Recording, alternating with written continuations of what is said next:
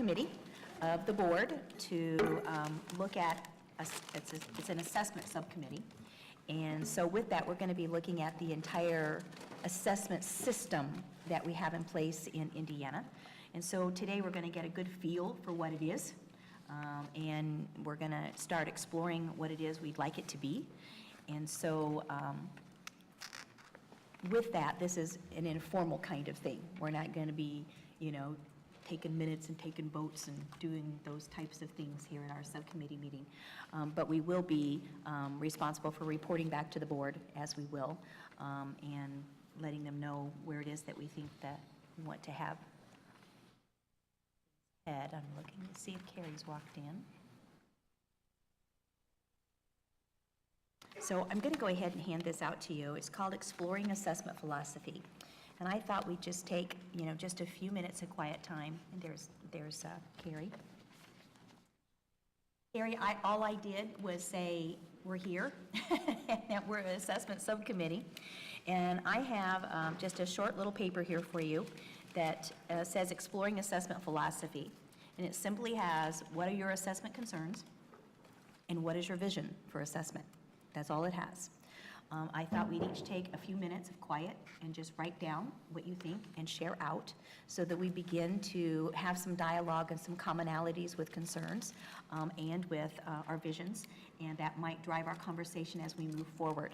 We're not going to really write them on a board or anything, but we're going to record them or maybe even collect them from you, and then we'll compile them so that we can use it to inform our work as we go forward, because eventually we're going to come up with, here's what we want to have in our assessments. Here's our values. Here's what we want to be sure that we're going to have in place for as we assess our students. So let me hand this out to you and just take a few quiet moments.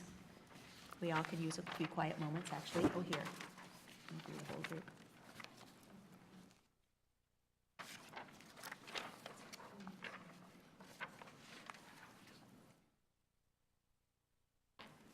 And if you run out of space, I guess just work on the back.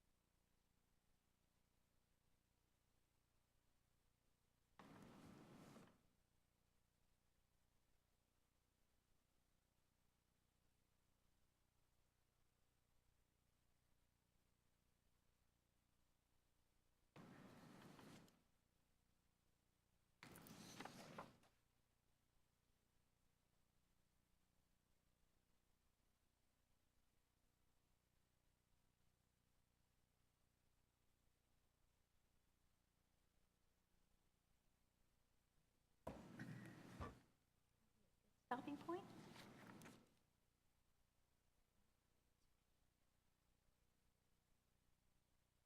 Want to go first? Let's talk about just concerns. Concerns first.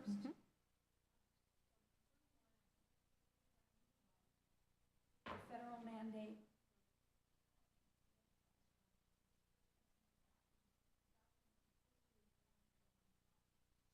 Concern number 2.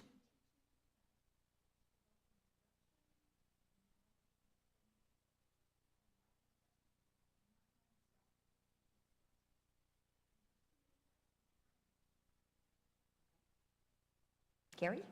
And I could repeat, I mean, that's what we're going to get to is, Correct. part of the same ones would be the time we spend assessing and the time we spend preparing for the assessments. The reliability, the fairness of the test, the accuracy of it measuring what we want it to actually measure. But then, one of the concerns I have is we have literacy standards for all of our related arts classes in our science and our social studies. And I'd like us to get away from us calling it an English language arts test and calling it a literacy test, because I feel like everyone in the building should have ownership of the test and not just the English language arts teachers, especially by the time you get to a secondary level where those standards are their standards too. Brad, concerns? A couple of that to add. Well, a couple things. We need to try and see if we can design an assessment system that'll streamline assessments we have into one assessment window, so we're not testing all the time. Sorry, I keep forgetting to talk into this thing. You think as many times as you tell me that, I'd remember that, but oh well. But beyond that too, I think the other thing too that I'm concerned about is that we write a solid RFP, and the timeline concerns me, and that the department, the board, is on the same page with regard to that timeline and how we handle the transition. Because I think the RFP will really kind of set the stage for getting a test that does what we want and align to our standards. And then I think the other thing too I had on here was, that I've been thinking about, is this coordination. I don't want to see us say college and career readiness and then focus on college readiness. How do we coordinate with the roundtable and workforce on things that may help us in measuring career readiness? So I'd like to see us not ignore that, but at least take a look at it to see that we've accounted for it. Right? You know, I will reiterate the time commitment that schools have to take away from instructional time for assessment, I think is huge. If we could condense it so that it's in a smaller amount of time window, I think what we can find in an hour might be what we can find in 11. The volume of assessments, I think, I agree with what Brad just stated about trying to condense it into more smaller version. The computer's concerns still tend to be an issue just because of the technology costs of school corporations and being able to make sure that we have everybody so that they can do that. And then I think one of the huge things I think is the time lapse in getting the results back. It's really frustrating if you have to wait 6 weeks or longer to get those results. I think that, in today's world, we need to get those results a little bit faster. And then the last thing I put on there, I'm really happy with the iRead 3. I know there's some elementary teachers that may disagree, but I like that checkpoint there, but I think we need to have checkpoints further along at 6 and 9 or whatever in the reading assessment, just to make sure that we do have some of those checkpoints, because it's really frustrating when I'm at a junior high level getting kids that can't read and are so far behind that the interventions are so great that that's their barrier for success. Again, I'll echo the too much time on assessments. I wrote down that we have a pass-fail approach. You pass or you fail the exams. And they don't really inform instruction as they should, because the next test the next year, is another pass-fail exam on a whole different set of standards. So actually having the benefit of having it inform your instruction is not really there as it should be. I put down the high stakes the high stakes attached to our assessments, which this committee may not be able to do something with, but I wanted to put it out there. I don't think it should be there. Assessment should be for the purpose of learning and informing instruction and make sure that students are doing what they need to be doing. I think we're in a remediation mode because of pass-fail, very costly to keep remediating students. Even in terms of if you're retaining a student is very costly. So just the cost, not only emotionally to children and families and whoever, but the actual cost of it to do that. And then, you know, I echo what Andrea said. We spend a lot of time teaching to the test. What's it going to look like, and how can we make it happen, and how can we pass this question the next time? And we spend a lot of time doing that. My comments strongly mirror that of my colleagues as well. The amount of class time taken to administer assessments, and not only class time, but also resources required within the building. I know that even though we're a K through 4 building and our 3rd and 4th graders are the only ones testing, we have every extra pair of hands, whether it's convenient or not, taken from every other classroom to make sure that assessment can happen in the first place. Again, the culture of testing within our system right now, that teach to the test mentality, not that it's necessarily something we can do anything about, but the undue stress put upon our students. I think when you have kindergartners and first graders in tiers taking an assessment, we've got a problem. And the fact that often our assessments measure specific knowledge and not necessarily students' ability to apply thought to new scenarios, not necessarily specific facts, but their abilities to use what they know and apply it. Let's just start with you and talk about a vision. Sure. My vision for assessment, a means of determining students' abilities to solve problems and apply understanding to authentic real-life experiences, minimal time out of the classroom for administration, and results that are timely and that fully inform educators and parents of progress and diagnostic information to better inform our instruction. I have some similar things. I actually want to see us go from a pass-fail to a growth assessment. I want to know where kids are performing at all times, and it's probably most important in the area of reading, that we have reading information right away, so that when students come from school to school, the data actually follows the child. So it's important to me that we've got data that follows the child and we know where they are performing so we can pick up instruction like right away. Immediate feedback, I said the word immediate. There shouldn't be any downtime. And in today's assessments, I think we'll find out that that's actually something that can happen on a pretty regular basis. I actually would like to see, there's a lot of conversation about summative and informative and how that works, but I'd actually like to see where a student is performing at the beginning of the year in reading. Let's just take reading, for example. Where are they when I get them? A mid-year check, and where are they at the end? We have tied assessments to teacher evaluation, and I feel that a teacher is responsible for the year in which they have the child. I'm not talking about more time on an assessment or taking up more time within the course of a year. I certainly don't want to have more time, but I'm not necessarily wanting to have that end of the year, take all, that's it, kind of assessment piece. I would like to have diagnostic information. I think it should inform instruction on what we need to do, and most importantly, inform the student and inform the parent. There should be good data information there with the assessment that actually informs what it is that we do with them. Troy? I want data to drive the curriculum to benefit students to maximize their potential.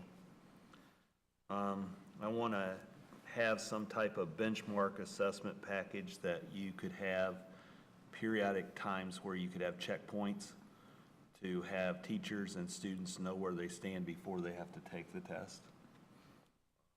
Like similar to acuity, I really feel like that's really kind of helped in many ways as far as giving us benchmarks and found gaps and skills that we're missing.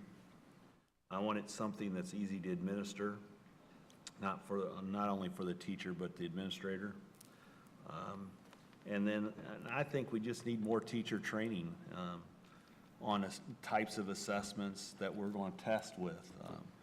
Developing having them be able to apply questions that are similar but not, just have this types, like the multiple choice. That isn't a question, but it's a type of question that I'm sure that we haven't developed on a regular basis to employ in our local assessments to help us with that transition. Brad?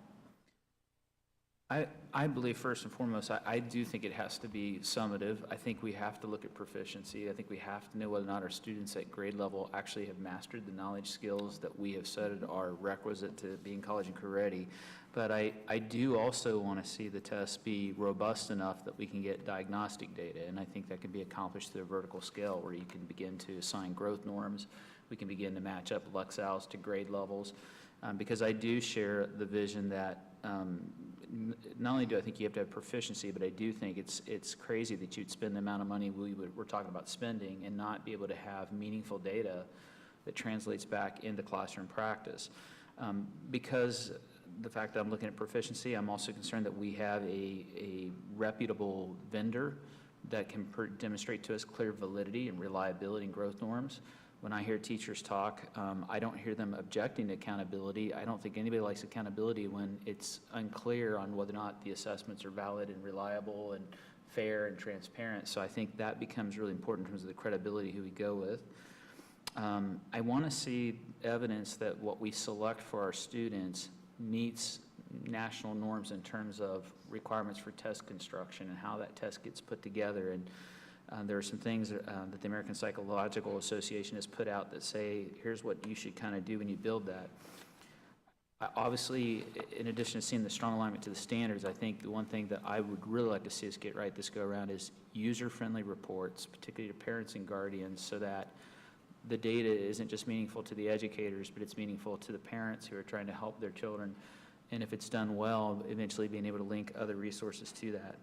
I'd really like to see the assessment be culturally responsive and making sure that we don't forget about the kids who have cognitive disabilities or language deficiencies. I'd like to see us still be mindful of the fact that we need, particularly at the high school level, to see some congruence to other national exams. I don't think we should be so far out of step with the rest of the nation, even though there are standards. Our kids are growing up, as Gordon talked about today, and they're going into a workforce that's highly competitive. It's a global workforce. And then I think the other thing I would end with there is I really would like to see us think through the technology. I do think that a technology-savvy test can help us reduce the window of time to get results back, and it just seems like it just, for whatever reason, it takes so long to get it back. Perhaps there's something we can do on that to cut that time down so we can be remediating sooner and teaching for mastery longer. That's what I would like to see. That would be my vision. I have down measures both growth and proficiency, that as much as possible measures real-world learning. And so Michelle and I had even talked about the technology portion. Some of the tests today have video clips in them and sound bites, and that's how kids learn today. And we need to start testing them the way they learn, and we need to start testing them the way they're going to work in the real world. Diagnostic feedback along the way to guide instruction, literacy and reading scores at every grade level, and mentioning a score that's easily understood by students, parents, and teachers. The ISTEP test, if a kid gets a 468, to be honest, they don't know what a 468 is. And some years that's passing and some years it's not. But if you know you got an 85%, and that's not always easy to turn the test numbers into that, but most people know what an 85% is. And so it would be nice to be able to say to a parent a score and them know what that means. This really is a philosophy question, and I don't know the answer, but if we want to avoid teaching to the test, it seems to me we avoid an over-alignment of curriculum with assessment. So if it's a mostly skills-based test, a child can have an effective teacher and a robust curriculum, and that child will do well on the test, regardless of whether the instruction was aligned to it or not.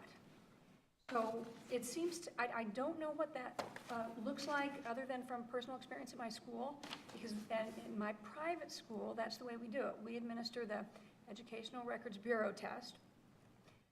It informs instruction only if we see really child ought to be, but it doesn't dictate curriculum at all. But we use the data to identify students who are having trouble reading, et cetera. So I don't know how you avoid over-alignment, but I think that's how you solve the teaching to the test problem. I would like to have a flexible system. I hope we would preserve the ability of schools to do testing. I can see there being some schools out there who want a more traditional approach, maybe a more classical approach, maybe are concerned about some of the data that digital testing is not as sound as paper testing, so I would like it to be flexible. And again, simpler and less time consuming. I brought this is it's just a practice test, but I thought since I have one for all the board members, you might just want to see the kind of test that my school administers every year at every grade level, spends 4 hours, and that's the data that we look at year to year. And I just thought it might be helpful for you to have a copy. One more example. Well, we will compile this, actually, and we'll bring it to our next meeting so that we have it to look at, and we'll start to narrow down where we see some commonalities about what we want to be doing. But for today's work, you really need to know what it is we really do have in our system right now. And you may not know all of it. So Michelle is going to give us a really good rundown on our current assessment system and our current assessments, so that we have a really good picture of what we have now. The time, I believe you have, is this the one that has the time?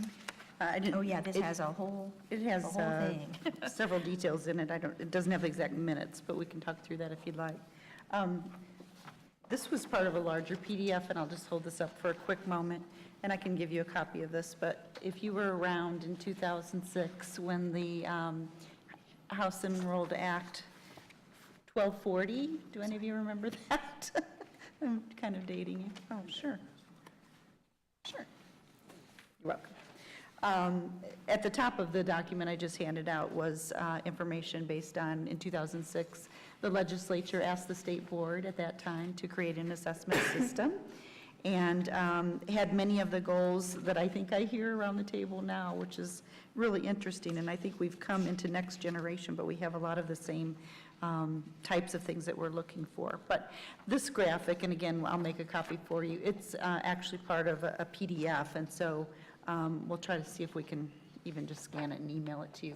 This was the assessment system that your predecessors on the board actually developed, that starts at the bottom with a K2 diagnostic assessment, a 3-8 diagnostic, a 3-8 summative, a 9-12 summative, that's where our end of course assessments lie, and then post-secondary, thinking about our PSAT and AP.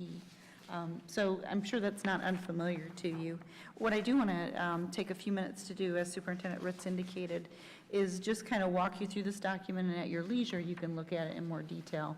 And I think that really the purpose was just to make sure that you were familiar with what we do have and kind of what's in our system currently, and that might feed some ideas that you would have about what we should do moving forward. I divided this into sections so that hopefully you can wrap your head around. For example, the first part, beginning on the top of the second page, is our accountability assessments. And something that most of you probably are aware of, but states do have to pass what's called a U.S. Department of Education Standards and Accountability Peer Review. And so there are a set of standards, if you will, for standards and assessments. And actually, Dr. Oliver had referred to thinking about APA and other AERA, and there are a variety of, alphabet names of groups that actually produce best practices in testing and measurement. And so, of course, that would be something that we would want to work into the RFP, that we're actually selecting a vendor that follows all of those best practices within the industry. So I'm going to quickly go through these if that's okay. And again, at your leisure, you can look at it in more detail. And if you have questions, be glad to answer those, like how long does the test take and things of that nature. But as you well know, we do have the 2 assessments that are ECAs that are the graduation tests currently, the Algebra 1 and the English 10. We also have the Biology 1, because I might remind you, kind of just to back up a moment, that we do need to have grades 3 through 8 and 10 mathematics test, and English test. And then within grade spans, part of NCLB is having somewhere in the grades 3 through 5 range, you need a science test, so we use grade 4. Somewhere in grades 6 through 8, you need to have science, and we use grade 6. And then at the high school level, you need to have science, and we use the biology 1 course. I think the state board at that point in time realized that the 3 courses they selected were the ones that they knew every student would participate in. So every student might not take chemistry, but every student was required to take biology 1, for example, in order to earn a diploma in Indiana. So that just gives you a little bit of the background. So those are required by the federal government? Yes, those Okay, are. under No Child Left Yeah, Behind. under accountability, right. These are under No Child Left Behind. That's right.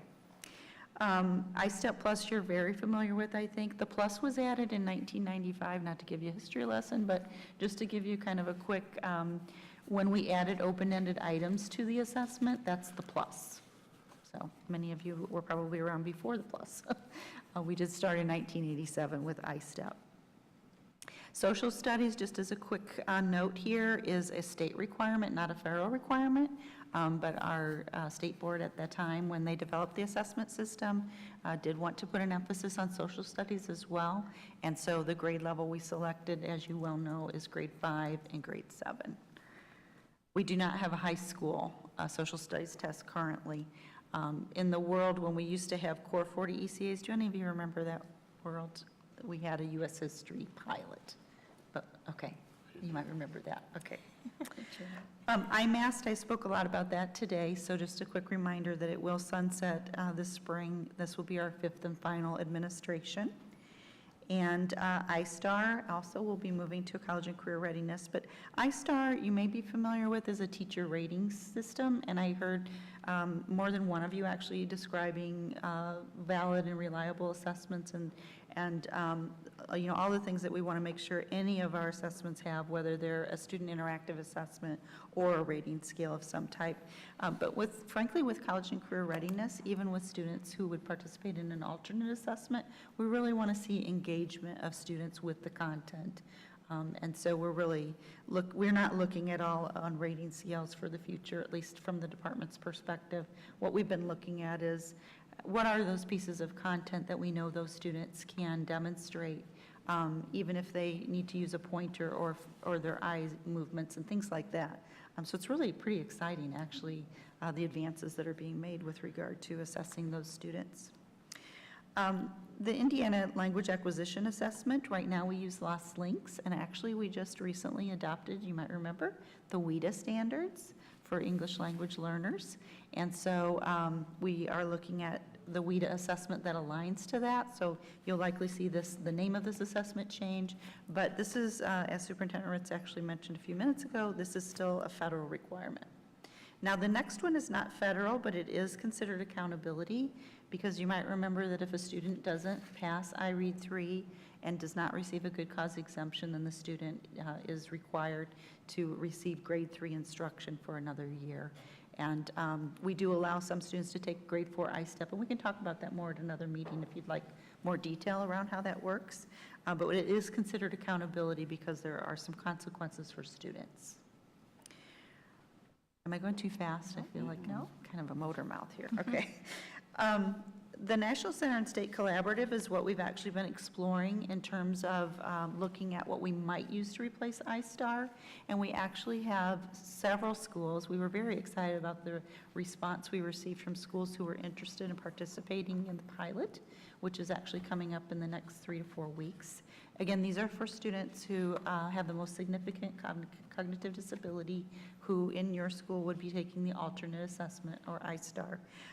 And what's been really exciting is the partnership between special education and assessment with regard to this, because you might be familiar with Project Success. It's one of the Indiana Resource Networks, EARNS, IRN. Sorry to throw out another acronym, but we actually are, the special education area of the department has some groups that go out and support teachers, and they've been doing fabulous work with teachers on how to actually instruct students on content that is college and career ready.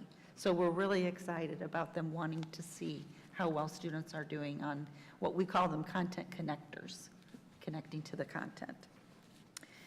Going on to the next page, really just wanted to give a little bit here on iStar KR, that we do have some requirements with regard to special education assessment, and at students who are actually birthed to age 5, and that's indicated here on your list, that there are students who might be participating in iStar KR, or kindergarten readiness is what the KR stands for. Michelle, is that going to stay? Yes, and actually, my team collaborates a lot with other areas of the department, which, I'm sorry, that's one of my favorite parts of the work, is working on the work together. But we're excited on this front because, Troy, we're actually working with Charlie's team on how do we actually look at early learning and incorporate that, and maybe even morph this KR into something that actually meets more needs than what we're already doing. And actually, any teacher can use iStar KR. And iStar, again, a little quick history lesson, iStar was actually developed in the very beginning for high ability students. And then it was brought on because high ability and special ed used to be together many moons ago. And so it was kind of all one, and it had a wide range. Now, obviously, we're using it in our special education realm, but just wanting you to know that any teacher is welcome to use iStar KR, for example. But I think you'll see more to come on the early learning front there. Then to switch gears, we do have a few voluntary diagnostic assessments, which actually were the bottom of the graphic I just showed you. So when the state board established their assessment system and created, we worked together, the department worked together with the state board to create the RFP, pardon me.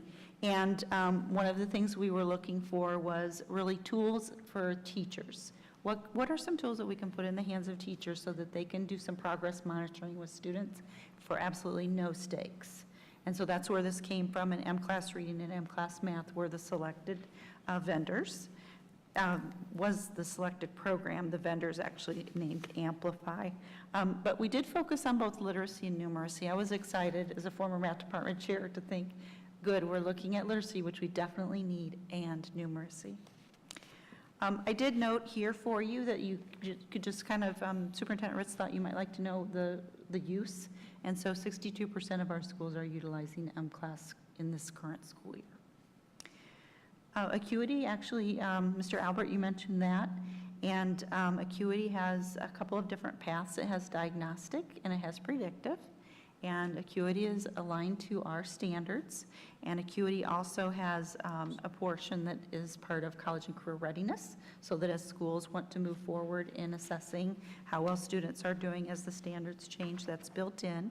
We did, when we added the graduation test, some of you remember the GQE when it used to be the GQE and not ECAs, but when we moved to ECAs as the GQE, we wanted to make this available so that there was a diagnostic tool for those teachers.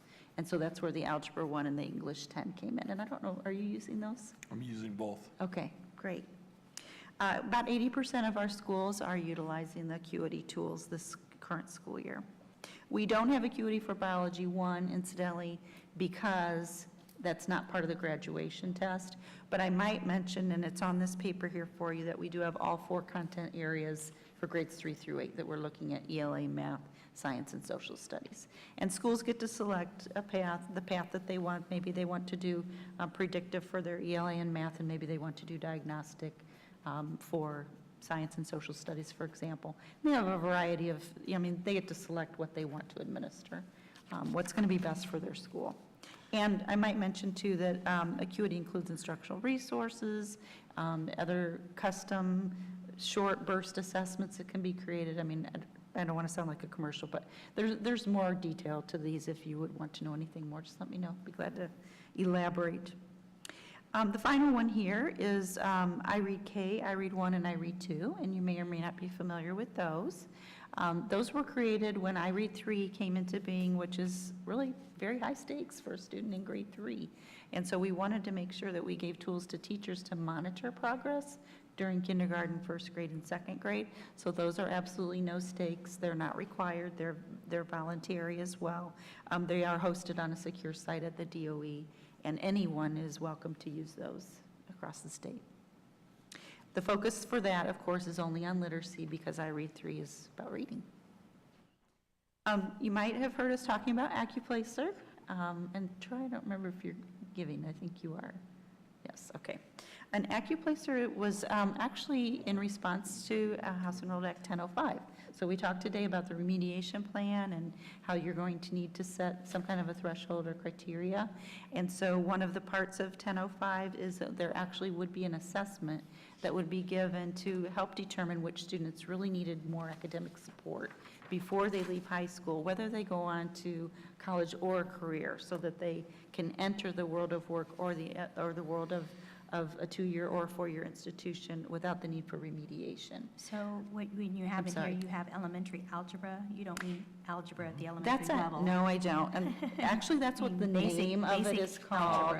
algebra. Is, yes, is that we're giving it in 3 areas: reading, and then they do an arithmetic, and then if they are fine on the arithmetic, then we move them into the elementary algebra session. Okay. So it's, for example, reading is 1 session, arithmetic is 1 session, elementary algebra is 1 session. So if a student is actually struggling in arithmetic, for example, the teacher can stop after arithmetic and provide support for that student. So we're currently in the AccuPlacer window. It did open on January 27th, and we had extended that based on weather as well, and it will close on the 25th of April. Then moving to other optionals, just to make sure they were on your radar.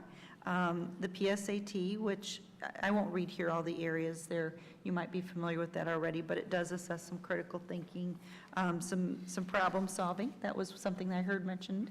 We really want to look at how students solve problems. And obviously, this is also part of the National Merit Scholarship Assessment. It's all one, and the DOE does provide funding for all sophomores to participate. And I didn't put that on here, but actually we utilize the PSAT as part of the criteria to determine whether or not a student actually would need to take AccuPlacer. So that served as one of the pieces of information that informs the school that maybe the student actually does need more support. Advanced placement has grown in Indiana considerably over the last several years, and if you're familiar with those, you remember that those are college exams. My husband, when he was alive, was an AP Social Studies teacher, and so I knew a lot about breakfast club reviews and DBQs. Anybody know what that is? That was an AP term. Had to do with sample problems. But excited that actually we did try to put an emphasis on AP so that those students who actually are learning the college coursework in high school and are earning a particular score on the AP exam can earn that college credit and then transfer that with them when they leave high school. So that was one of the pieces as well. The next one you probably don't hear us talk about much at all. It's the Indiana Course Aligned Assessments. It's on the list because I didn't want to be remiss in including anything, and I hope I didn't leave anything off. But this was created when some schools were utilizing RISE, and they needed an assessment for the non-tested areas, if that makes sense. So for example, we don't have like an I-STEP or an ECA for geometry. So we call it INCA for short, again, another acronym, but, so we have an INCA for geometry, for example, or we have an INCA for chemistry. And so we created those. They are hosted by us on a secure site. They're totally voluntary. Schools are welcome to use them if they want to. We actually encourage schools to even look at those Indiana Course Aligned assessments and just pluck specific items that they think would be really helpful in the classroom and utilize those with students. So they don't have to use it as a complete form. They have a lot of flexibility. There's one for, I want to say 13 courses, and I don't have them memorized, Ms. Neal, but there are quite a few of those. In all 4 content areas, by the way: English, math, science, and social studies. We participate in NAEP, and we celebrated NAEP scores, you might remember, not too terribly long ago in the fall, and that's on the list here. And I'm always excited about the really the gains in terms of the technology and engineering that NAEP is doing in terms of really trying to assess. Right now, they have an assessment where anytime they do technology, they bring the machines into the school so that it's all standardized across the states for NAEP. But we are doing a lot of writing on computers with NAEP as well. So when our state is selected for the sample, part of our legislation actually does require that a school that's selected does participate. And then our NAEP coordinator, I have to brag on my staff again, I think Mark O'Malley does a great job of really trying to personalize everything for Indiana, and he provides support that can be used instructionally at the school for any schools that are selected to give NAEP. Last and not least is international assessments. Again, some more acronyms here, but I did spell them out for you so that you'd be familiar with what is TIMSS, what is PEARLS, what is PISA. When selected, when our state is selected, we participate in those. Sarah? Just a quick question Sure. for you. Where on this list do CoreLink and CCRTA go? So I didn't list them here because what I tried to list was what's in your current assessment system as a board. So I didn't put them on.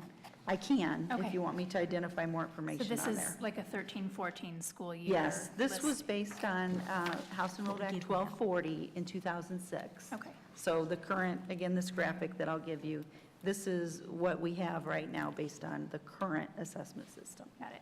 Where does the high ability assessment that has to be given Yes, and we take just place? talked about that recently. That actually is part of legislation, but it doesn't sit in my shop, so it's not on this list. It is one we can add if you'd like, if you want it. It's not part of your assessment system as a board, No, but but it it's is a a requirement. requirement. Sure, I we can think add if that. it's I think we if should it's look. required, it needs to be Yeah, in this section. absolutely. And I think it's what, grade 8 and grade Well, there's some young Several ones. several, Yeah, but it's we not had all talked about. grades. No, it's not at all grades, but let me find out for sure, and I'll get that Yes. information for you. Perfect, thank you. Absolutely. Michelle, Yes. just a couple questions for you.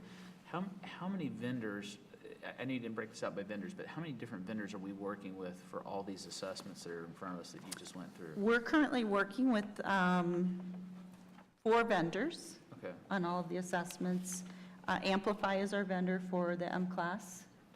I don't know if you want me to go through them. No, Oh, okay. but I have a couple follow-up questions. So Okay. do each of those, as we think about the possibilities of economies of scale, trying to incorporate some of these things, are there concerns that we're going to have to pay attention to as we go along, where we already have other vendor contracts that have different timelines? Like, I know McGraw-Hill That's a great expires question. 14/15. We had to, as a result of 1427 and extending ISTEP, and ISTEP includes ECAs, and that's something I think maybe this committee probably just needs to have kind of in the back of your mind, is that ISTEP really covers 3 through 8 and 10.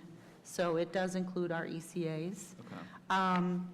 So because of 1427, we underwent special procurement request recently in the last 4 months with the Department of Administration and the State Budget Agency to receive permission to extend our contracts with CTB for ISTEP in 3 through 8 and Questar for the ECAs and the tools that go with them, the Acuity and the M-Class, for 1 more year to meet the requirements of 1427. So actually, it was going to be perfect timing because all of these contracts were going to end on June 30th this year, and then we were going to have a new assessment system. But because of 1427, we had to extend those for 1 more year. So I would like to know the vendors. So we have Amplify, Okay. CTB, McGraw-Hill. Amplify is for M-Class. Right. CTB is the Acuity vendor as well as the Lost Links vendor. And So say it again? Sorry. Acuity and Lost Links. Acuity, Okay. Lost Links, which is the English language acquisition, which we're getting ready to move to WIDA because we've adopted new standards. And the ISTEP in grades 3 through 8. And I read 3. Those are all CTB McGraw-Hill. Let me give the last one. Questar is our assessment vendor for the ECAs, and the College Board is for AP and PSAT. Is Yeah. NWEA not on here because the state has no contract Right. with it? So do you know Right. what percentage of schools use that now? I do not know. That's a great question. I don't know the answer to that. I don't know that we've collected that data. It's something we Yeah. could collect. We tried to collect it once, probably about 2 years You have ago, to rely on maybe. people to actually And- answer. And because not every school gives it for every grade, it was really a challenge to, I mean, we collected Well, it. actually, we didn't have to collect it from the schools. The actual vendor Yeah, they could knows give who it to they're us, I'm serving. sure. The problem is, they don't always know they know that they are serving students, they don't always know how it's being utilized at Okay. the school. So, Yeah. so we've contacted them, and so we can get that information. We'll get that. One from other comment I might make, WEA. just because you asked about vendors, Dr. Oliver, is that when the state board established the assessment system and then went to RFP, there were 6 components, and vendors could bid on one or more of those components. And there was a performance discount if we selected a vendor for more than one. So, I have a question that's more, it's probably more legal in nature, and just in terms of understanding, when we talk about, like you mentioned a couple times, the board assessments, like that characterization of it, which I get what you're saying. That's because statutorily, the board's responsible for the selection, the RFP, is that?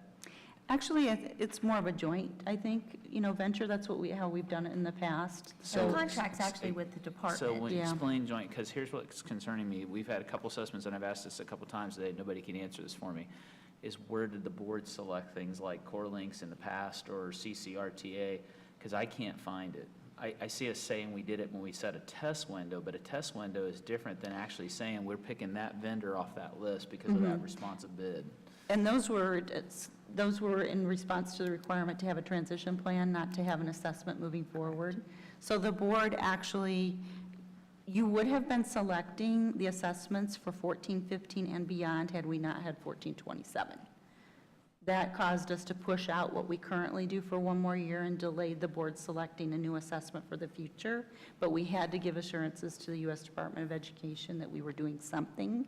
So we went to our vendor and said, what do you have that we could use, that we could make part of our contract, so that we can enter into a brand-new clean contract after that? Oh, pardon me. And if you moving recall, forward. when I brought those to the board, and you were all shocked that we had these things that were even, transition plan in place, I said those were developed in response to the waiver, and I didn't really know about them either. And so once I learned, then I brought them immediately to you, and then we've been moving forward with transition since then. But the plan, it does require a transition to the new assessments. I think, the most important role probably of this group and the board as a whole moving forward is, what do you want the assessment system to look like for 15, 16, and beyond? Because next year's kind of this wild card because of 1427. So we can get through the next year, but what do you really want the assessment system to consist of? I'm glad to hear you say that, but one of the things I'm still struggling with, and because it affects my thinking about what we want to go to, is this whole transition plan. Because things have changed. The transition plan that we're kind of heading down was articulated based on a certain set of assumptions that are now obviously different because we're adopting new standards. And I don't know, because I know you guys have had the interaction with the US DOE, but it seems to me like the leadership side of me seems like it would be beneficial to our students and to our teachers and the whole process to engage US DOE in a conversation about that timeline, because what really makes this a bugaboo in my mind is that we do have a waiver requirement saying you got to have CCR data in the spring of 2015, Right. yet we know we're going to be piloting about that time for a test that's really going to be full school implemented.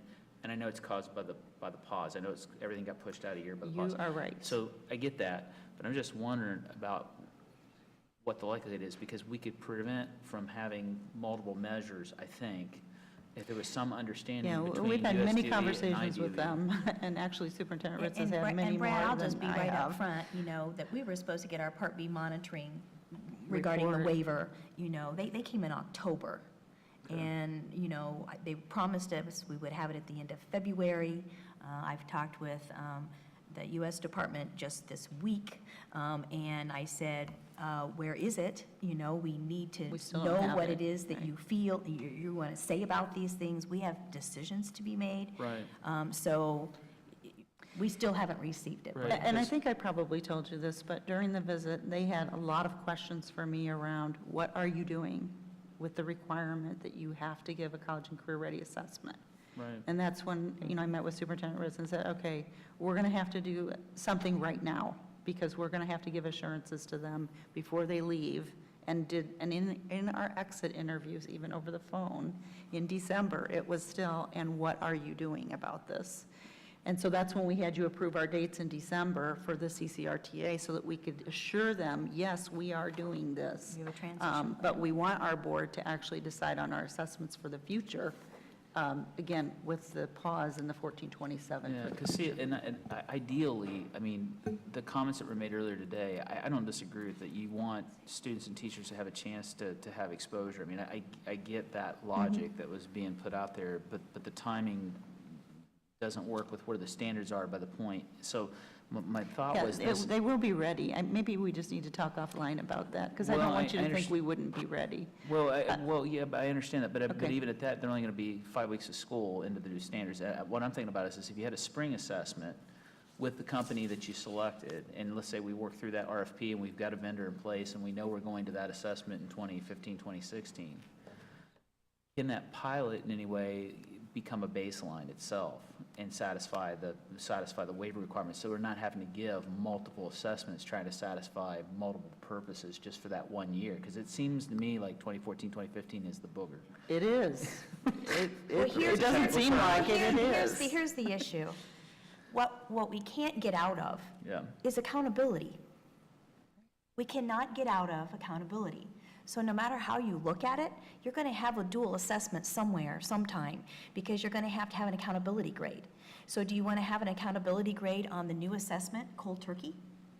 Or do you want to have accountability, or do you want to gradually do it? No, I think you're going to That's have really to. the issue. I agree. I think you're going to have to have two. I think you're going to have I-step, but what I guess what I was trying to get to is ideally, I think what would be, if we already know that, is you have I-step and you have the pilot. That's what you shoot for, with the understanding that the pilot, the next year, becomes the handoff, it becomes the assessment. I think Does that we make have to sense? establish a baseline, though, in spring 15. I agree, but can you do it through Which is why pilot? we can't do it with a pilot. Okay, that's what I Which is wanted. why we did the CCRTA. That's what I'm trying to get at. Yes, okay. So now we've gotten I off think- topic.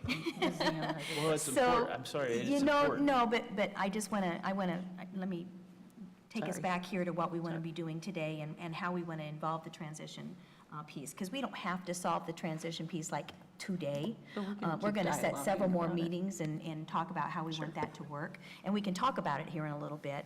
But we've got some decisions to be made, and I don't want to take everybody's time all evening on this. And so we've got current assessments, and so we've talked about those. And so are we ready for the future Sure. assessment kind of piece Sure. that you want to just share briefly? And the RFP information gathering process is very important for us to understand, because this is not like a very quick process. And we're going to need to actually have conversation how many here you gave me. about us talking to vendors. And The if chart. that's part of what we want to don't do, have to bring then names. there's things that we need to do in order to get that to occur. Can I ask you a question? Mm-hmm. Is it, and I sort of asked it this morning, but apparently not well, is it a fait accompli that there's no off-the-shelf test that we could collect what's going on in Indiana classrooms, what will be going on in Indiana classrooms, Right. that's already normed, and that would be college and career ready, such as the NWEA? What's to stop us from using So, sure, that's a existing great product question. and not even wasting the money on creating a So, again, great question. Two things. One, it does have to be aligned to our standards. So it has to be aligned to whatever our new standards are that we adopt, back to kind of Dr. Oliver's question. And two, what was the other part of what you asked me? Oh, dear. Well, and so on that. Why not if- use if- off-the-shelf If our goal is to have NWEA? literate children who can problem Oh, solve. because NWEA, because it's not criterion reference, that's the other thing to keep in mind, is that we want to make sure we're measuring a student against the standards, not students against each other. And as we think about that, if you've listened at all to the I through F accountability panel work over the last 6 to 8 months, we're also focused with them on the fact that we can't develop a normed set of growth data. It must be criterion referenced. It must be the student compared to how well the student has been doing, him or herself. It can't be all of us are in a normed group and it's how well do we do compared to each other. So I'm sorry, I'm off topic. I'll get back on topic here. But such a product might exist already. Not that would be aligned to Indiana standards. That's part of the requirement with the peer review, is that it must be aligned to what your adopted standards are. And I'd be glad to talk to you more, so. So now, Brad, we are getting ready to talk about the measuring the college and career readiness piece. And so she has a piece here with a phase 1 and a phase 2, okay?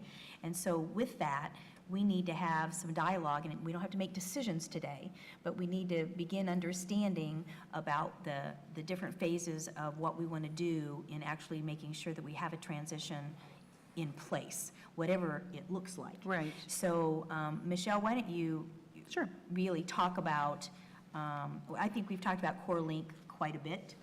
We know what it is, we know how we wanted to use it. So why don't you talk more about this phase 2, which is a more robust an assessment of college and career ready types of Right. questions. And I may have mentioned this morning, but our goal was to give an operationalized field test in the spring of 2015 so that we wouldn't have to pilot any items in advance. This is actually how we did build IMAST, and it's pretty industry standard. Lots of states actually do this methodology where the field test items are built within the form itself. So you don't have to do piloting a year in advance. You do your piloting as you administer your operational assessment. Because this was a one-year solution, we did not want to have to do a pilot and then also an operational test. And so does this Go ahead. lead, so Brad, so this, does this, and Carrie asked this same question during our meeting, this leads directly into the next assessment? Whatever we do next, right, because it'll be over the same standards. This predefines what we're going to go into, and that's what I'm struggling with, because I think this is a No, board-led that's a- process. I think that's a not fair department-directed question, but it process. actually will not. This is just the one-year solution. It does have to be aligned to our standards. It's, again, our due diligence to say, yes, we are giving the required assessment. We're going to give feedback to teachers. You know, I think because we divided it into 2 phases also, because one of the things to keep in mind is what the scores are going to look like as we move to this. And so I don't want to elaborate maybe on that right this minute, but I think that's something that as a group you probably need to really think about. We have a lot of decisions to make, but the actual types of questions and the content that it's going to be, because we know it's going to be aligned to our standards, is not really something Yeah, that not today, we will really. decide Yeah. Here as a group. The Because educators those- actually feed into that. Those Yeah. are, it's the types of questions. It's not going to be, this isn't going to determine whether, you know, we have an assessment we're going to give at this time, doing it this way, or whether it's going to be growth, or whether it's going to be performance, or whether it's going to be, you know, it's summative, or whether it's going to be. Right. Those decisions will be for Yeah, what those are the happens in most critical, 15, I think, 16. is- And they are yeah. critical, but the types of questions that kids are going to be exposed to and the content will already be aligned to our standards. So then those big critical questions that we're going to have to make, that's why I asked you for your vision, because we're going to have to narrow down what is it that we want to see and what do we want to get back from our assessments. But the actual questions and the content will already be there, so to speak. Yeah, Carrie? And it's interesting, in the, I'm so sorry. No, because I understand that they're going to be our standards, and I understand even on, you know, the core lengths or on the CCRTA, it's going to be our standards. My concern is that without some type of pilot of whatever we decide to use, it will be the first time, you know, different testing systems have different vocab words that they use to test with, or they have a different platform it will be on. And so as much as these will all be the same standards, the first time my kids see that test in 2015, it will be the one we are accountable for, Not till 2016. 2016. Yeah. We will be accountable for it. In 2016. 2016. That's really why we have the 2 phases. you're That's gonna where the get 2 phases came from, is to make sure that we actually gave some opportunity in the fall and then again in the spring when it actually, But next spring, unless we give the new vendor the test to give in 2015, in 2016, it will be the first time they have that test with that vendor. not if you actually would decide, for example, to have a fall, like a beginning, middle, and end of your test, then they would actually be seeing it 3 times, Or you for example. actually do this transition in several different little phases, okay? So that they have different opportunities throughout the year to experience it. Oh, Brad Brad. has a question. So here's the disconnect, and I'm asking these questions because I'm trying to help us think this through, because I agree, there's going to be 2 assessments next year no matter what, because we have to do ISTEP because of accountability. Right. I get that. And we won't be able to cut over to the next year because they'll have to have a full year of teaching the standards before Right. we can use it for accountability. So I Exactly. get that. But here's where I'm struggling. If we know we're going to a new assessment, why would we make the decision now about the transition assessment, which is only going to be used to gather CCR data to give to the feds? That's my understanding of it. Well- It's not going to, hang on just a second, it's not going to have, and you push back on this, it's not going to have a baseline itself. I mean, if I'm understanding it, next year will be the first year we administer. So if that's the case, my logic would be why not get the actual assessment identified that's a CCR-aligned assessment to our new standards, use the pilot to satisfy the data. It would be just as valid as giving the CCRTA assessment. Except for each student won't be taking all the items. So it would, in a pilot, we actually don't have every student No, take every item. I'm saying write that into the RFP, that we do a full-scale pilot of all the students, and we use that data instead of using CCRTA. The advantage of that is it gets at what Carrie's talking about is they've had one complete administration of that new assessment. It has satisfied the CCR requirement for the waiver just as much as this is going to do, because there's no baseline for this. It's going to be one administration, and here's the data. So if that's true in that scenario, I think it's true in the scenario I'm describing, except the difference is the one I'm describing is a full dress rehearsal of the actual, and it's then going to be used for accountability the following year. That just seems to make more sense to me logically than to say, well, we're going to use this little stopgap one this year, but we're really going to that one. That's where I'm not following the logic. Yeah, I think one of the things to keep in mind here is what we really want to do is give a no-stakes test in spring 15, but set cut scores on it and give them feedback, because I think the transition in also the public's mind around how students perform on college and career-ready content is something that you also need to keep in mind. I think I understand what Brad's suggesting. Brad's wanting to have whatever the vendor is that's going to create the 15-16, he wants that vendor to create a pilot for us for next year.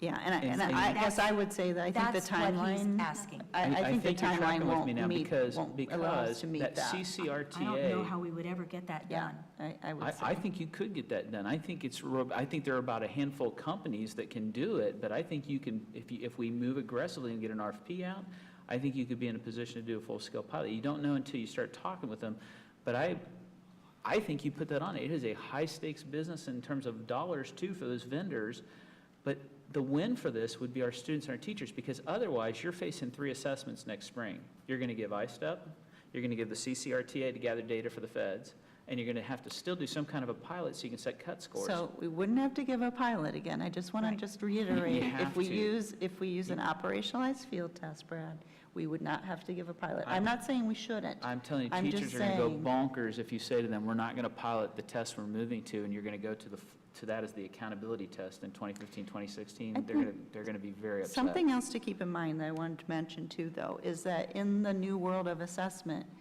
we won't necessarily be building all of our own items. We may be leasing items. We may be leasing items from Park. We may be leasing items from Smarter Balance. We may lease items from Pearson or from CTB to build Indiana's test, and we'll be hiring a company to deliver Indiana's test, but we don't have to, the days of us owning our items, I think, are gone because A, it's too expensive, and B, we can't produce, we can produce them and they'd be good quality, but it takes more than the amount of time that actually Dr. Oliver is talking about to actually accomplish that. That's the challenge. I think a big part of the concern for me too, and I'm struggling with how to put this together, but I think we have to be very aware of public perception as we have this conversation also. And testing in general has such a negative stigma throughout our society. I'm concerned that if we're throwing another test, and I understand the rationale, I want to make it very clear, I understand the reasoning behind why it is placed there. I'm concerned from the community standpoint of throwing another test in there, explaining and justifying another test. From the public perception, there's going to be conversation about 3 tests within one chunk of time. And I'm very worried about being discredited in general because regardless of what the reason is for it, it still is 3 separate tests that we're talking about. I guess. I don't know how we clarify that. Yeah, Are you You talking don't about have to give phase 1, 3 phase tests. 2? Or are you talking about the transition assessment and a pilot for the new test?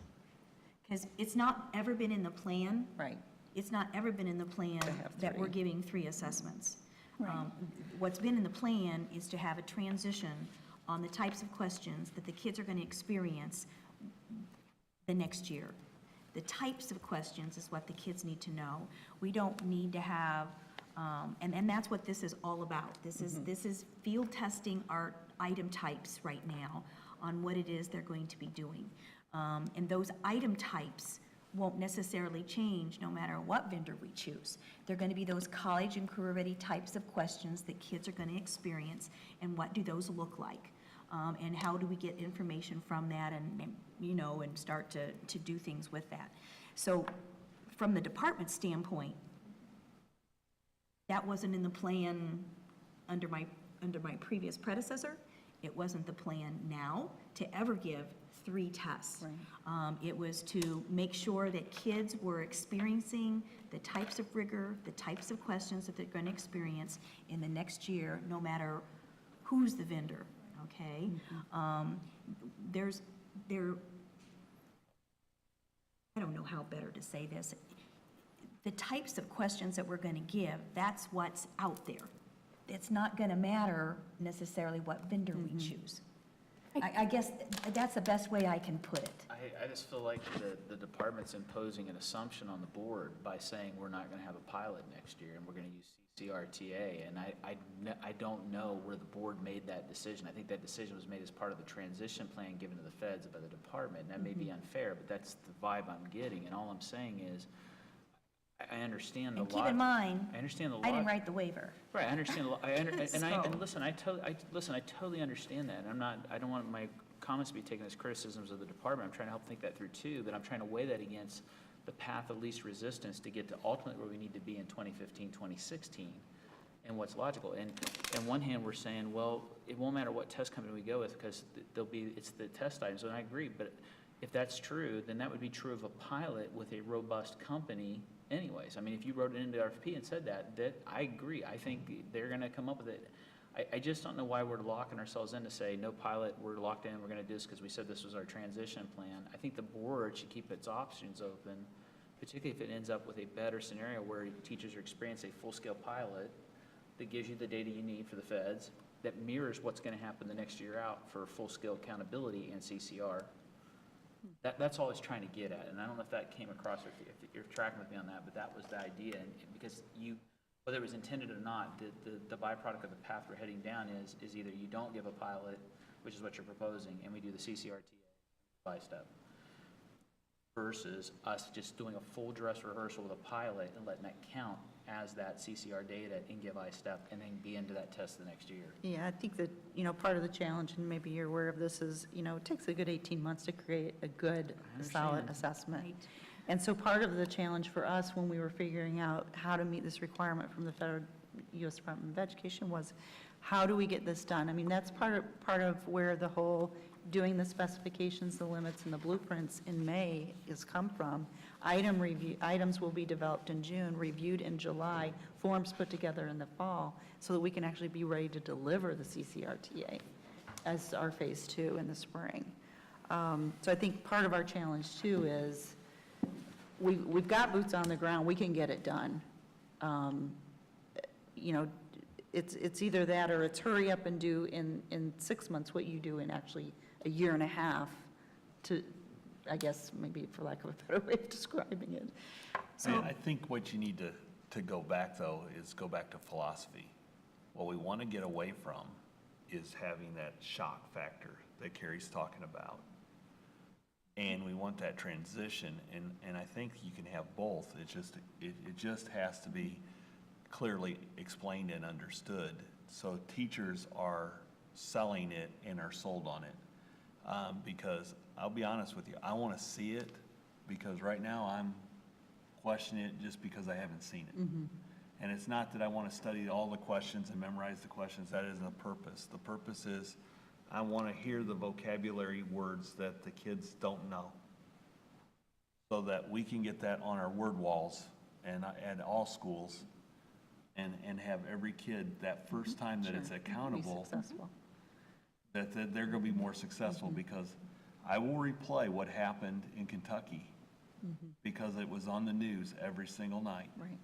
And it was a nightmare, and I don't want our schools to go through that. That's all I ask.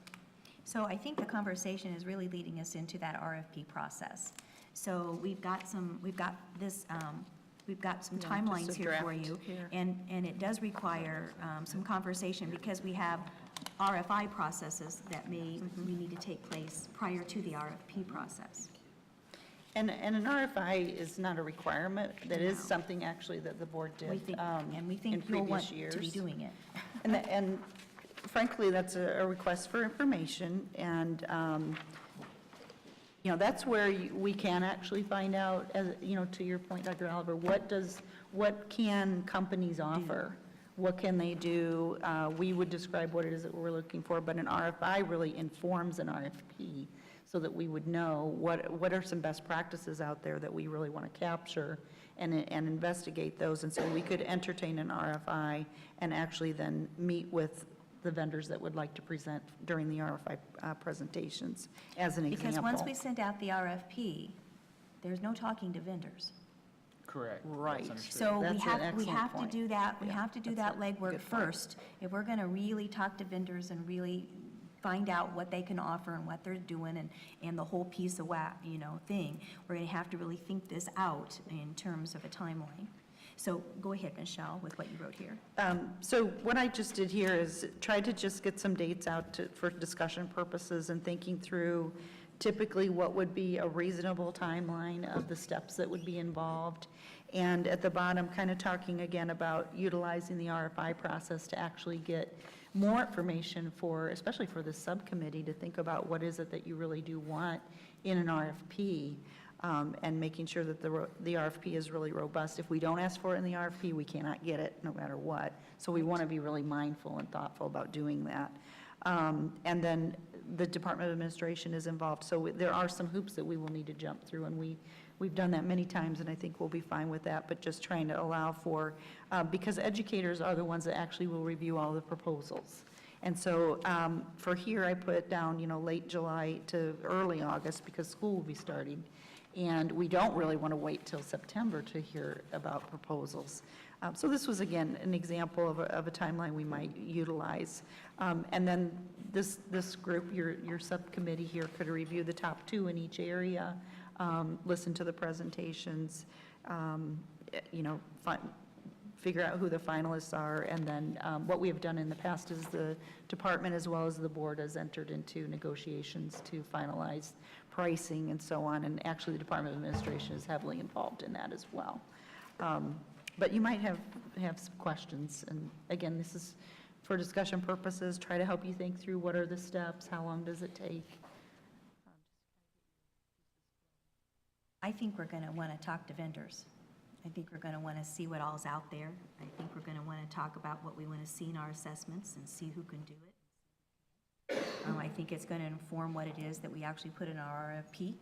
And like she said, once it's in there. Or not in there. Yeah, or not in there, Yeah. then that's what you get back. I think that, just reacting to seeing it for the first time, I get it, and I think my concern starts around steps 6, 7, 8, 9 on the timeline. Because if anything, if there's any kind of concerns that come up, that's going to have to be negotiated or worked out with vendors before we can award a final bid, and I don't think that gives us any leeway time. I'm just wondering about if you do disseminate the RFP, just trying to figure out if there's a way, if you draft the RFP on June the 6th and you get it out the door sooner, if there's not some way that the RFP, the response of bids can't be in time for review of that, so that we're basically still in July at the point where we're basically making a selection. And that's decision. something that, actually, we have a meeting tomorrow. Our legal, again, collaboration, DOE's legal assessment and finance folks are meeting with DOA to find out what can we do in terms of a timeline? How much time do they require us to give vendors to respond, for example. So these are, again, some draft dates, but we want to find out tomorrow what the specifics have to be as part of the process. So, shudder the thought, but what if the board doesn't approve the standards? This timeline would change, and that's why I keep suggesting we submit our prior standards for a logical readiness evaluation, because those could quickly, RFP could still apply to them. So Andrea, the reason why we actually are bringing the standards to you in April is just so that this process can get started right away. Because it takes longer. If we waited till July to adopt our standards, then that puts it that many months more back, and we fear we will not be ready to give have the assessment ready to go when we need it ready to go in 15, 16. It's a very long process, and it involves more than just the department. It involves other agencies that have to review these things and send them out and get them back, and it's not a quick process to be sure it's informed. Because now it puts up the standards that we haven't even seen. What do we do if the standards aren't approved? Well, I don't even want to go there yet. I just want to talk about, a process going forward as if they are going to be approved. If they don't get approved, Andrea, we're going to be back here talking about that topic. But I want to make sure that we're going to talk about a viable process in which we are going to have the information knowledge that we need to have a good RFP and have time to talk with the vendors. There's a great many vendors out there that are vying for a chance to speak with us, as you might imagine. And they offer similar things in a great many instances. We may see that they all offer instant feedback. Okay, we may see that they all have some commonalities with what we want. Some may not be able to offer something that we all want. Okay, maybe there's nothing out there yet. So we have to have time built in here to make this actually go. And this is a proposal, and we can get more specifics to you based upon what the agency says regarding our timeline here that we. And your involvement is critical. So most like these definitely. dates, I mean, we would want to make sure you could be there. A suggestion? Sure. On the RFI is the assessment review you have here is to give that to them and say, when you do your RFI presentation, convince us how much of this you convince us on an assessment system, you have the capacity to design how much that you could consume within Yeah, that's a great idea. Because when we go to write the RFP, we're going to have to be able to define the scope. Are they just replacing iStep? Or are we going to try and really go for replacing iStep and pulling in the ECAs? And so on that RFI, I mean, if they're going to do a presentation, I want to be able to say, you come ready to play and show us how much of this can you help us shave down? Because if we can get this down to one page, that'd be really awesome. I'm being honest, but I agree. But show us, because that's going to help us define how to write that RFP, and we're going to need to know that for the scope. And I'll add high ability. And was there another one that someone asked me about? Sarah, did you ask me about one? I asked, but you explained it was the Okay. core link and the. Oh, yes, CCA. okay. But I think to Mr. Albert's point, we could add the high ability so that, because I think we would want to hear from vendors about that as well, right? So let's talk about another little thing, not to mix things in there, but we also can, we have the capability, and we may want to think about this. So you brought up NWEA. The federal government does not require us to assess reading. Wild as that seems. It's not a requirement to assess reading. Reading could also Separately. sit outside of English language arts. our iStep thing, okay? So we could also entertain our options regarding that as well. We can't do it for language arts, and we can't do it for mathematics, okay? But we could do it if we wanted something totally different, that took very little time to give, but gives us good information regarding student progress. That's another option. So we'll have that conversation here in a little while, but I just want to let you know, when we start calling in vendors, we can have more than one way of looking at things in order for that to happen.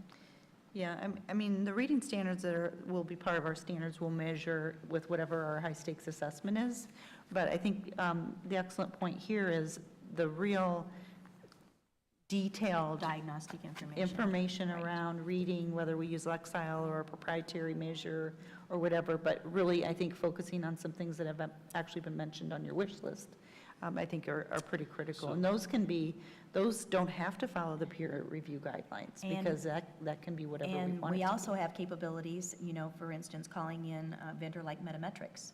Metametrics will exile everything you give, and we'll always get back information. The problem is going to be getting to, if we get down that road, is we're going to get a discussion about proficiency, because you're not going to get a proficiency rating. That out. And I think if we do I'm just that, though, telling you, for when we a get to that point, non-NCLB we have other things assessment. to talk about. But The RFI, going back to it just for a second. Sure. Is it as simplistic as basically just announcing to anybody and everybody that Indiana's getting ready to go request for proposals on bids? Because if it is, I'm wondering on the RFI, is there anything coming out of the A to F accountability panel work that, in addition to saying, like, we want to hear what your presentation can do to address these assessments, is there anything in terms of the characteristics coming out of the design of an A to F that we'd want them to be aware of in an RFI presentation? And Dr. Superintendent Ritz and I are both on the accountability panel, and I guess I'm thinking right away, because we've been talking about categorical and student growth to target, that would be, I think, an excellent idea to include in there, to know how would they actually measure these pieces. I mean, an RFI can be as long or as short as we want it. I think we need it to be robust enough that they know exactly what we're looking for, so that they actually come and give us good information, but not so prescriptive that we tell them maybe everything we're exploring. But definitely, I think we could address, and in our accountability system, we're looking at utilizing these types of models. Keep that in mind as you bring us They need to know what data we're looking to Right, get at the correct. end result. And Yeah. and in all honesty, the wish list that we even have. Right. This is what we want. that Correct. we just- Right. We can kind of distill that down, I think, into set of bullet points. Right. And include that. And on the RFI, I guess the other question I'd have is, and I think I know the answer to this, is there, how would we be able to review that before it goes out? Well, I guess I see myself working with someone on the board staff team, whether it's Michelle McCowan, for example, maybe the two Michelles, the 2L and the 1L Michelle. I mean, I think we want to do this collaboratively, like we have with the standards and the accountability panel. So certainly would, really look forward to working with someone on the other side of the house kind of thing, and then having, obviously, the subcommittee review it and make Oh, any most edits. definitely. And, Most definitely. all of you should really weigh in on it before it goes out. And maybe Claire wants to speak to that. Yeah, I just want to remind the board that we have a contract with Derek Briggs on our A through F work, and part of his expertise is in assessments, and that's actually part of the contract that Right. we have with him. So he could either come and present to the committee, or at least advise the staff working on that. In addition, Indiana is a member of the National Governors Association, and they work with states that have recently issued RFPs for state tests. And so we could look at recent examples from other states as we're working on ours. So all of that will help inform our work and also speed up our process, hopefully. And Dr. Briggs, I think, would be an outstanding person to work with on this. Mentioned it. It would be nice for all of us to see it, too. Oh, definitely. Oh, yes. Yes. Oh, most definitely. I mean, just want to kind of give heads up that you all would be, very involved in all Oh, of this yeah, work. and So what's gonna go in it. I don't want to scare you, but I want to make sure that you're committed. I mean, that you're committed to the work, not that you're committed, but you know what I mean. Oh, both, okay, maybe both, by the end of the process. That's why, whether we utilize May 15th and 16th or not, we want them to be days when you can all be in attendance, either via a WebEx if you have to be, but that you can definitely be a part of it. And I don't know if there's an objection around the table, but if there's not on that RFI, I'd really like to hear if these groups can do a full-scale pilot. Because Okay. I just find it hard to believe, if you would survey teachers through a DOE dialogue and you said, let me give you this scenario. We're going to go to a high-stakes test for accountability in 2015, 2016, and the first time you'll see it is spring of 2016. How do you feel about that? I'm going to guess you're not going to get very happy teachers, but they're going to want to see a pilot. They're going to know how they're going to be measured for teacher effectiveness and for a whole lot of other things. That's why I think we have to ask. Yeah, and maybe where we're not talking the same languages, it won't be very different. I think And so it's- maybe we can talk more, I though, think it's about, still the mechanics of giving it and knowing how it's given that kind of takes the anxiety. you're talking more about the administration I itself. think their anxiety will be through the roof if you don't honor a full-scale pilot.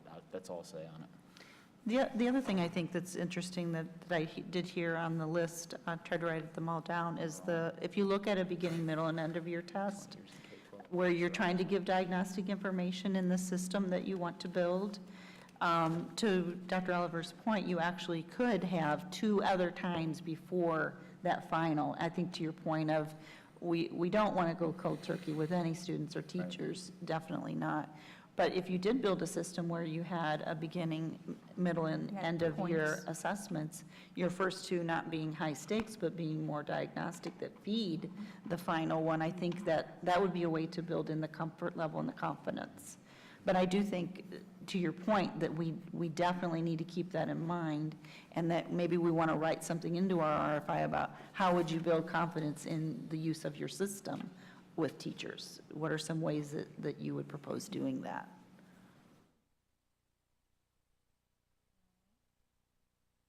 So what, we need to establish some dates to meet, okay, here in April. And we need to, are you speaking in number 2? I'm going to clarify here, number 2.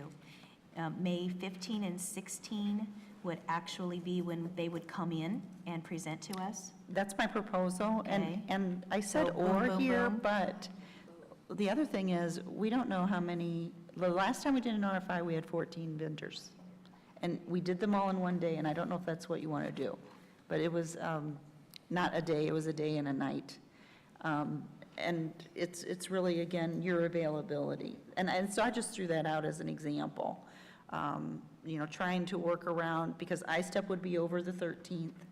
So any of you that are involved in administering that to your class or within your school, and it would be before Memorial, you know, weekend rolls around and, you know, things of that nature. But, so it was just a proposed set of possibilities. Okay, so what do we need, how many meetings might we need in order to disseminate the request for information?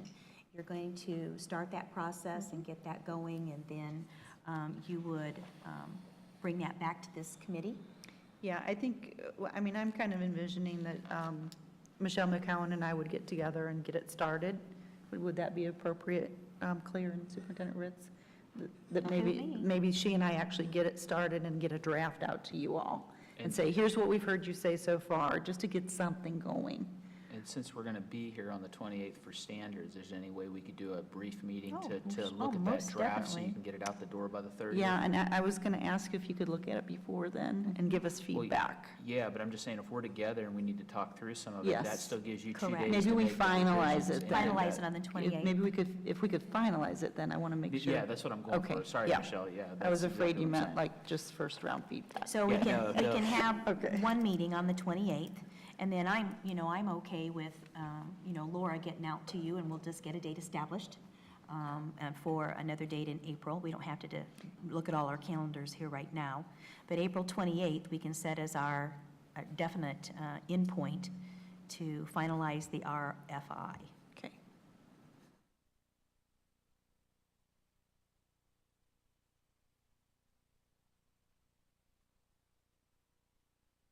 And you're going to get a draft out to us ahead of time of that meeting, and then we can put our thoughts to that and move forward with that. And in the meantime, we'll also take the concerns and the visions and put them all together and get those out to you too, so that you have that to look at and that frame of reference. And then where do you see, Claire, where do you see Derek Briggs being involved in the process at some point? Certainly, staff could talk to him, but then I would think when we were actually doing the RFP, we would want Okay, to get that's a him good involved on idea. that. All right. But then he could also, as we are looking at vendors and making final selections, could advise Sure. us on that as well. Sure. So maybe we involve him kind of in the middle and the end. We get started with the And we can ask him information. too, what does he think? What's the Sure. best way to Sure. engage him? Yeah. Sure. That sounds good. Can I offer a suggestion? We get to number 2, and we have the RFI presentations. I'd love for the subcommittee could be nimble enough to say, based on what we hear in those RFI presentations, if we can move quicker and respond in a absolutely. responsible fashion. I understand that there's a lot of concern about how quick we move, but I'm worried about creating the ability, if there is a chance at all to get a pilot in there and we can revise these dates, not lock into these dates today, but to give ourselves permission to react to those RFIs that out Yeah, based on and I what you think hear. too, also based on what we find out from the Department of Administration Yeah. about, because they actually also have to approve RFPs. And they actually are the ones that put Yeah, them out it's on the not- street. So I will know a lot more after tomorrow afternoon. I understand. And these are, again, just draft to get us going, but I think we want to do it more quickly if we can. I think we're all on that same page there. I just want to point out that week of that, the 15th and 16th, we have the board meeting on the 14th, and then the strategic planning committee's meeting on the 13th. Are we talking about May? May, yeah. So I just wanted to point that out. That's going to be a lot of time commitment for some board members, so. Board meeting's the 14th. And then the strategic planning committee's on the It 13th. is the 14th? And I think you have day jobs. But you agreed to be committed, right? That's fine, I mean, as long as I've got it down. So I we thought have a it was board the meeting on the 7th. 14th. Sorry. That's a 14th is Wednesday. the regular board meeting, The 14th. Yeah, it's the second. the 13th. Okay. Yeah, We don't have one on the I 7th? haven't put it in here. okay. Let me look and Real see. quick, we're not meeting on May 7th? I think it got moved to the It got 14th. moved It got because of moved. It got I-STEP moved. testing. Yes. Right? Oh, yeah. But then yeah. I-STEP window got I-STEP extended. testing got moved too. so- That's right. but- That's right. Yes. So, Go We're still on the Best 14th, okay. intentions. yeah. That's right. Notification allowed. At least I-STEP will be over by then. So should I hold the 15th and 16th open? Yes. That's night, you said? We'll know if we need more than a day, once we start to have things come in, and I don't know, Michelle, is it customary that whoever comes in, that's who you listen to, or do you select some and not the others to Well, present? I mean, you just typically, take if everybody? they want to present their wares, Okay. you Okay. enable them to do so, because Right. I think we need to be very open Sure. and And transparent. anybody can bid on that RFP, even if they don't go through the Exactly, RFI, so. exactly. Yeah. So I think, it's a very open process for both the RFP proposal submissions as well as the RFI, which is why we had 14 last time, for example. But I think, that we can also talk, via, or maybe our next meeting or whatever, we can talk, or maybe Michelle and I, or the superintendent and myself and Claire and Michelle, some group can get together of the staff folks and try to think through how many minutes would we want each presentation, and then bring back to you some ideas around that and get your feedback. Is it 40 minutes each and 10 minutes of questions, or is it 20, is it 20 minutes? The Is it, format we want to do. so that we can kind of get some We'll put structure that on around our it, next- and then make put that sure on that our we get next feedback agenda, from yeah, all of you as a too. group. Probably be on the 28th agenda. Okay. All right. I think that's enough for today, don't you? So let's go home. Thank you so much for giving of your time. This is going to be a great conversation. Absolutely. Thank you. Officially adjourned? We are Oh, yes. officially Do we need to adjourned. adjourn? We're officially adjourned. Thank you. Thanks, Andrea.